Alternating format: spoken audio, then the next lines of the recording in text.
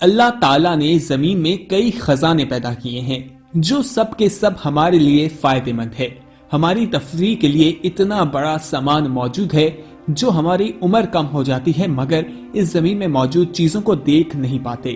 بچپن سے لے کر ہم بڑھاپے تک مختلف چیزوں کو دیکھتے ہیں، جانوروں اور پرندوں کو بھی دیکھتے ہیں جو ہمارے ارد گرد رہتے ہیں، اور کئی ایسے جانور ہیں جنہیں ہم دیکھ ہی نہیں پاتے۔ ہم انہیں دیکھ کر بہت خوش بھی ہوتے ہیں۔ ان جانوروں میں کچھ ہماری سواری کے لیے ہیں اور کچھ خوراک کے لیے، اور کچھ پرندے ہم کھاتے ہیں اور کچھ خوبصورت ہونے کی وجہ سے انہیں اپنے ماحول میں زندہ رکھنے کے لیے ان کا خیال کرتے ہیں۔ جانور اور پرندوں کی ایک ثقافتی اہمیت ہے اور ان سب کی کہاوتیں اور نشانیاں بہت زیادہ مشہور ہیں۔ دوستو، کوا جو پوری دنیا میں پایا جاتا ہے وہ برفانی علاقوں میں سفید رنگ کا ہوتا ہے اور باقی جگہ پر کالے رنگ کا ہوتا ہے، مگر اس کی عادتیں اور علامتیں ایک جیسی ہیں۔ سندھ میں شاعروں نے کوے کو اہمیت اور ثقافتی ضرورت پر کئی شعر بھی کہے ہیں، جس میں ایک بار پورے پاکستان میں مشترکہ ہے کہ جب کوا کسی کی گھر کی دیوار پر یا پھر چھت پر آ کر بیٹھ جاتا ہے اور کائیں کائیں کرنے لگتا ہے تو ہم سمجھ جاتے ہیں کہ آج کوئی مہمان آنے والا ہے، اور ایسا ہی ہوتا ہے۔ اب تو شہر اور گاؤں میں بھی موبائل فونز موجود ہیں، اس لیے اب کوے کی کائیں کائیں کی طرف لوگ کم ہی دھیان دیتے ہیں، لیکن اس کی وجہ سے شاعروں اور ادیبوں نے اس کا ذکر کرنا نہیں چھوڑا ہے۔ کوا اللہ تعالیٰ نے بنایا ہے اور اللہ تعالیٰ کی ایک مخلوق ہے۔ دوستو، اسی طرح کوے کے بارے میں حضرت علی رضی اللہ عنہ کا بھی ایک فرمان ہے، وہ کیا ہے آج اس ویڈیو میں آپ کو بتاتے ہیں۔ لیکن تفصیلات میں جانے سے پہلے ہماری آپ سے التماس ہے کہ اگر آپ نے ابھی تک ہمارا چینل سبسکرائب نہیں کیا تو فوراً سبسکرائب کیجئے، ساتھ ہی بیل آئیکن پر کلک کریں تاکہ مزید آنے والی ویڈیوز ہم وقتاً فوقتاً آپ کے لیے اس چینل پر اپلوڈ کرتے ہیں وہ آپ کو وقت پر ملتی رہیں اور آپ ان سے مستفید ہوتے رہیں۔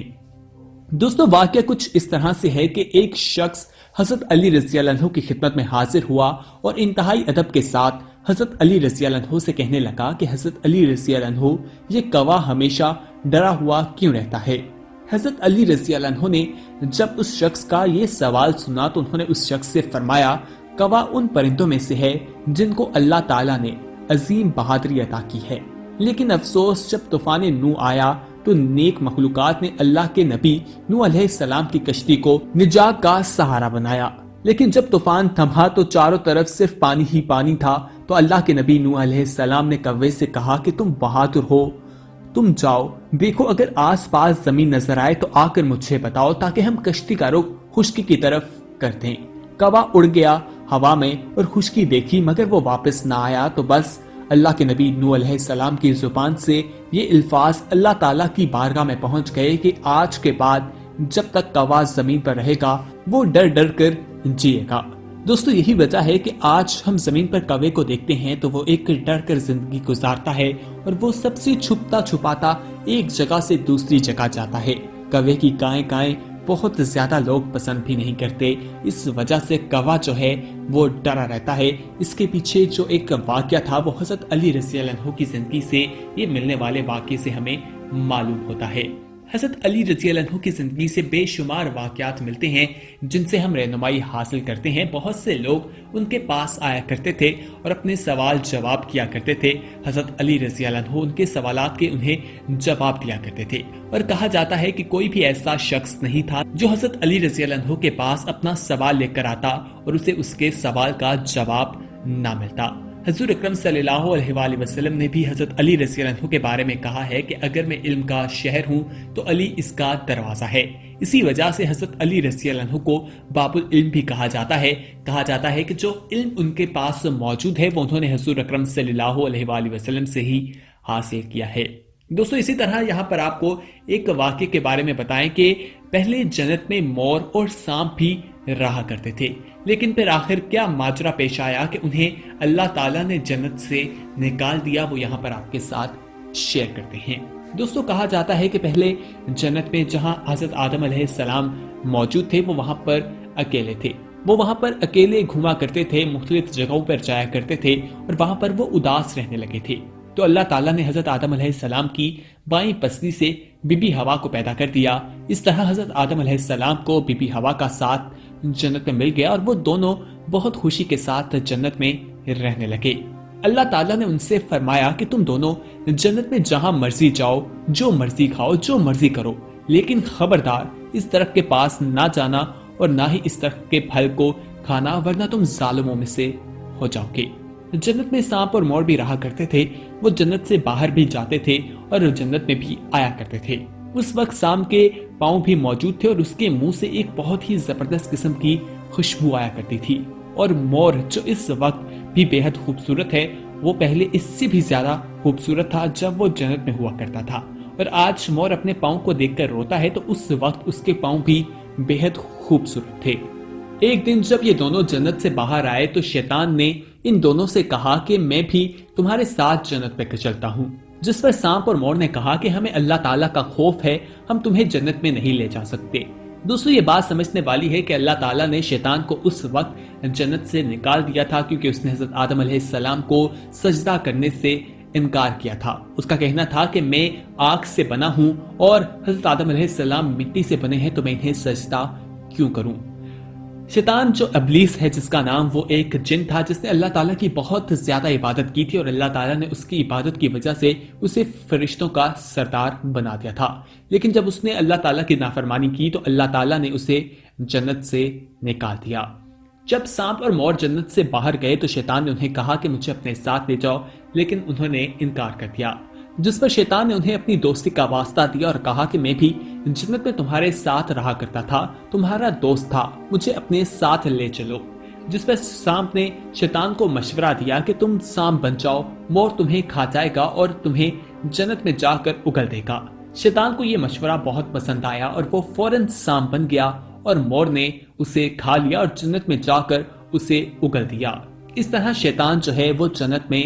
داخل ہو گیا۔ شیطان نے جنت میں حضرت آدم علیہ السلام اور بی بی حوا سے ملاقات کی اور انہیں کہا کہ میں تمہارا خیر خواہ ہوں، تم نے جنت میں ابھی تک اس پھل کو کیوں نہیں کھایا؟ جس پر دونوں نے کہا کہ اللہ تعالیٰ نے ہمیں اس درخت سے دور رہنے کا کہا ہے اور اس درخت کا پھل کھانے سے منع کیا ہے، اس لیے ہم یہ پھل نہیں کھائیں گے اور نہ ہی ابھی تک ہم نے کھایا ہے۔ شیطان نے انہیں بار بار کہنے کی کوشش کی، لیکن وہ شیطان کی باتوں میں نہ آئے اور انہوں نے صاف صاف انکار کر دیا۔ جب حضرت آدم علیہ السلام سو گئے تو شیطان بی بی حوا کے پاس آیا اور ان کو بہکانے لگا اور کہنے لگا کہ اللہ تعالیٰ نے تمہیں وہ پھل کھانے سے اس لیے منع کیا ہے کہ کہیں وہ پھل کھانے کے بعد تم فرشتہ نہ بن جاؤ اور ہمیشہ کے لیے جنت میں نہ رہنے لگو۔ بی بی حوا نے شیطان کی باتوں میں آ کر اس درخت کا پھل کھا لیا، اور جب حضرت آدم علیہ السلام سو کر اٹھے تو انہیں بھی اسرار کر کے وہ پھل کھلا دیا۔ اس طرح دونوں نے وہ جنت کا پھل کھا لیا، اور اس کا کھانے کے بعد جو اثرات ہوئے کہ ان کا جو جنت کا لباس تھا وہ اتر گیا۔ اللہ تعالیٰ نے ان دونوں سے کہا کہ میں نے اسی وجہ سے تم دونوں کو یہ پھل کھانے اور اس درخت کے پاس جانے سے منع کیا تھا، تم دونوں نے اپنے اوپر بہت ظلم کیا ہے۔ اس پر حضرت آدم علیہ السلام اور بی بی حوا کو اپنی غلطی کا احساس ہو گیا اور انہوں نے اللہ تعالیٰ کی بارگاہ میں حاضر ہو کر معافی مانگی۔ اللہ تعالیٰ نے انہیں معاف کر دیا اور حضرت آدم علیہ السلام اور بی بی حوا کو جنت سے نکال کر زمین پر بھیج دیا اور کہا کہ اب دیکھنا ہے کہ انسان اس دنیا میں رہ کر کس طرح کے اعمال کرتا ہے، اگر وہ اچھے اعمال کرے گا تو اسے جنت میں بھیجا جائے گا۔ دوستو، آج انسان زمین پر موجود ہے اور اسے بتا دیا گیا ہے کہ اگر وہ اللہ کی فرما برداری کرے گا تو وہ جنت میں جائے گا۔ اللہ تعالیٰ نے مور کو جنت میں شیطان کو لے جانے کی وجہ سے اس کی خوبصورتی چھین لی، اور جس پاؤں سے وہ شیطان کو جنت میں لے کر گیا تھا ان کو بدصورت بنا دیا۔ اور سانپ جس کے منہ سے اس وقت خوشبو آیا کرتی تھی اور اس کے پاؤں بھی تھے، تو اللہ تعالیٰ نے اس کے منہ سے آنے والی اس خوشبو کو ختم کر دیا جس منہ سے اس نے مشورہ دیا تھا کہ اس طرح سے اس کو اندر لے کے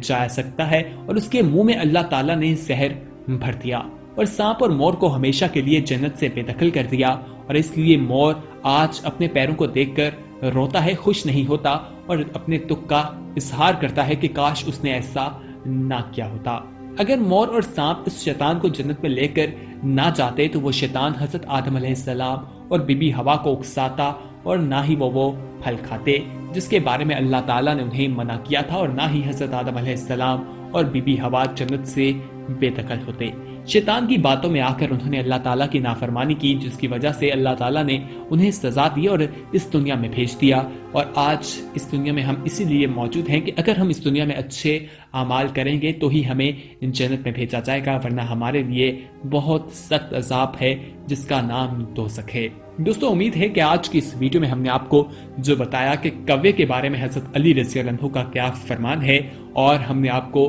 मोर और शाम के बारे में भी बताया कि इसके बारे में क्या चीज़ें जो हैं वो हमें मिलती हैं। उम्मीद है कि आज की वीडियो आपको पसंद आई होगी। इस वीडियो को अपने दोस्तों के साथ ज़रूर शेयर कीजिएगा, और अगर आपने अभी तक हमारा चैनल सब्सक्राइब नहीं किया तो फौरन सब्सक्राइब कीजिए, साथ ही बेल आइकॉन पर क्लिक करें ताकि मजीद आने वाली वीडियोस जो हम वक्तन फवक्तन आपके लिए इस चैनल पर अपलोड करते हैं वो आपको वक्त पर मिलती रहें और आप उनसे मुस्तफीद होते रहें। अगली वीडियो तक हमें दीजिए इजाज़त, अपना ख्याल रखिएगा।